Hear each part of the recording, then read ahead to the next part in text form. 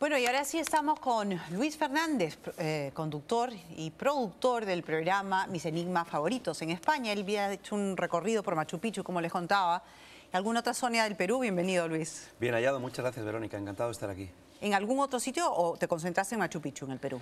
He recorrido prácticamente los lugares más importantes arqueológicos e históricos de Perú. Vengo haciendo un viaje desde Chile, Bolivia, recorriendo esos lugares malditos, arqueológicamente hablando, porque hay muchas preguntas, se suscitan muchas hipótesis y teorías cuando uno visita esos lugares, del que parece que la ortodoxia y la oficialidad da ya una explicación de quiénes fueron los que construyeron, cómo, de qué manera, qué antigüedad. Y para ti, ¿cuál es, de todas las hipótesis que hay sobre la construcción de Machu Picchu, la más certera, digamos? Hay muchas teorías, desde luego, seguramente fueron unos hombres en el pasado, en una edad concreta, hace 800 años aproximadamente, en el periodo inca, pero desde luego los incas fueron herederos de unos conocimientos que vinieron de muy atrás, probablemente del periodo tihuanaco, es decir, hablamos de miles de años de antigüedad. La pregunta es, esos hombres de Tiwanaku, ¿quiénes los formaron? ¿Quiénes les enseñaron? Yo siempre soy defensor de esa hipótesis extraterrestre, por muy loca que parezca, pero estoy seguro que en una época dorada muy antigua hubo una serie de civilizaciones muy adelantadas, con una tecnología totalmente anacrónica, donde podían hacer construcciones completamente imposibles. Machu Picchu es un ejemplo de ello, es decir, esos dioses a los que ellos adoraban probablemente existieron y pudieron convivir con ellos. Tal vez estos dioses le ayudaron a tener esos conocimientos o aportar esa tecnología para hacer esos cortes perfectos en la piedra. Para trasladar esos piedrones. Efectivamente. Es solo una hipótesis, aunque parezca un poco bastante aventurada o fantasiosa, pero cobra mucho sentido, sobre todo cuando uno analiza muchas culturas de la antigüedad. Digamos, bajo tu percepción, los ovnis y los seres extraterrestres son parte de una realidad concreta. Por supuesto, hoy en día hablar del fenómeno ovni no es una cuestión de fe, no es una cuestión de creer o no creer, es una cuestión de información. Los ovnis existen, son un fenómeno real. Otra cosa es que son extraterrestres. Desde luego pensar que estamos solos en el universo sería una arrogancia más del hombre, ¿no? Totalmente. Además, si no hubiese vida y fuera cuánto espacio desaprovechado, ¿no? Me hablabas hace un momento de la Atlántida y tú tuviste la oportunidad de estar ahí y conversar con la científica rusa que ha hecho los mayores, digamos, o las más importantes investigaciones y descubrimientos sobre este tema, ¿no? Así es, Verónica. Eso es en las costas de Cuba. Efectivamente, en el año 2003 tuve la oportunidad, la exclusiva mundial, de conocer a Paulina Zelinsky. Es una ingeniera oceanográfica, facultada en aquel momento por Fidel Castro para fondear el fondo marino de Cuba para encontrar tesoros y galeones perdidos. Y en un equipo de exploración, concretamente Exploramar, ¿Año? 2002. Ok. Se sumerge una cámara submarina a 600 metros de profundidad y su sonar empieza a registrar algo imposible. Ella creía, me decía en la entrevista, que pensaba que era una instalación militar norteamericana submarina, pero no, lo que la cámara filmó a 700 metros de profundidad, Verónica, era una ciudad, con calles, edificios, pirámides, templos, obeliscos, con ciertas connotaciones egipcias. Es decir, estamos hablando de algo imposible. Para que aquello se hubiese hundido a esa profundidad, habrían tenido que transcurrir 50 o 60.000 años. Eso sigue estando ahí, a 700 metros de profundidad, sin que nadie pueda decir nada, porque es carísimo, es costosísimo investigar a esa profundidad y extraer restos para que puedan analizarlos. Tú has escrito un libro, Luis, sobre un tema impresionante, de verdad. Es una casa donde han aparecido caras. Sí, sí. Que supuestamente es de seres que murieron ya. Exactamente. Es Cuéntanos una historia increíble. Yo creo que posiblemente sería el fenómeno paranormal, el fenómeno de la parapsicología más importante a nivel mundial. Tenemos que remontarnos al 23 de agosto del año 1971, hace muchos años ya, Verónica.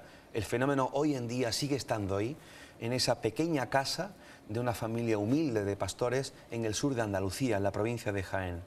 Unas caras empiezan a aparecer en el suelo, en el cemento de esa casa. Y bueno, la dueña, imagínate, la dueña ya fallecida, con la que tuve mucha amistad y muchos encuentros, María Gómez Cámara, se encuentra atónita, ese fenómeno, empiezan a surgir cientos de caras por toda la casa. A partir de ahí yo empiezo a conocer esa historia, empiezo a acercarme por la cercanía. Las caras de Belmez, creo que se llama, ¿no? Las caras de Belmez, efectivamente. Belmez de la Moraleda es el nombre del pueblo de la provincia de Jaén. Son caras, no son pintadas, no se han encontrado restos de pintura, restos añadidos. Han intentado, de alguna forma, ocultar o tapar el fenómeno diciendo que eso es un fraude. ¿Aparecen en el piso, en las paredes? Aparecen en el cemento, en todo el suelo de la casa, concretamente la cocina, lo que era la cocina, y han aparecido probablemente en estos años más de 400 rostros, algunos de ellos identificados con personas que ya habían fallecido en la guerra civil, es decir, 30 y tantos o 40 y tantos años antes de que surgiera el fenómeno. De alguna forma, esos espíritus o esa energía que está ahí presente en esa casa se está manifestando en ese suelo como si fuese una especie de ventana, como si y se esas asomaran. 400 caras fueron apareciendo y rotando, digamos, aparecía una, se borraba otra, aparecía otra, ¿sí? Bueno, de hecho hubo hasta un precinto notarial. Un notario en el año 72, Verónica, precintó la casa durante 3 meses, con vigilancia... Para evitar que se manipule. Efectivamente, con vigilancia policial en la puerta durante 24 horas, 3 meses. Cuando el notario Antonio Palacios Luque levanta el precinto, no solamente muchas de las caras habían girado su rostro y su mirada, sino que además muchas habían aparecido nuevas.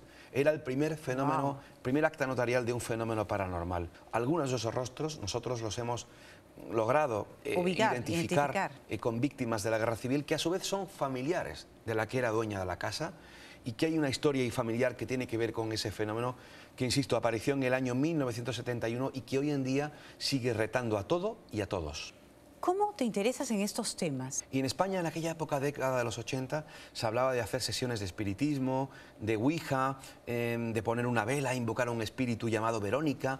Es decir, luego comprobaría con los años que era una especie de leyenda urbana. Pero la génesis de lo que vivimos allí... ¿Que era una leyenda urbana el juego de la Ouija? No. Leyenda urbana era la historia de Verónica, supuestamente un espíritu... Que se llamaba Verónica, ¿verdad? Sí, Verónica, sí, como tú. Que supuestamente fue asesinada con unas tijeras por un amante. Se inventó una historia, una leyenda urbana, pero que fue la génesis de que mucha gente joven en aquella época en colegios, en institutos, iniciaran estas prácticas que yo desde luego desaconsejo, porque han ocurrido muchas desgracias en torno a este tipo de sesiones, experiencias psíquicas y sobre todo la Ouija.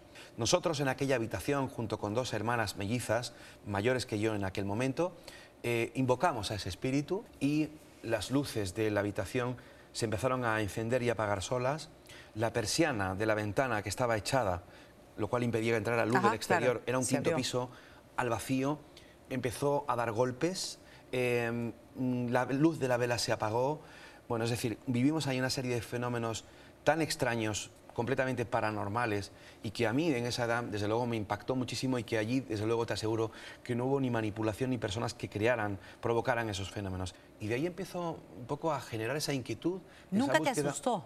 Hombre, hubo muchos momentos que sí, porque luego vinieron más experiencias de otra índole, ¿no? Esto, desde luego, marcó también mi vida, modificó mi conciencia y de alguna forma también generó esa búsqueda de quiénes somos, de dónde venimos, hacia dónde vamos. Estamos solos en el universo, hay vida después de la muerte. Y después de tu investigación yo te hago la pregunta, ¿quiénes somos, de dónde venimos y hacia dónde vamos? Tengo 41 años y todavía no lo sé. Probablemente nosotros somos un ser espiritual con una experiencia humana. Es decir, no somos solo cuerpo.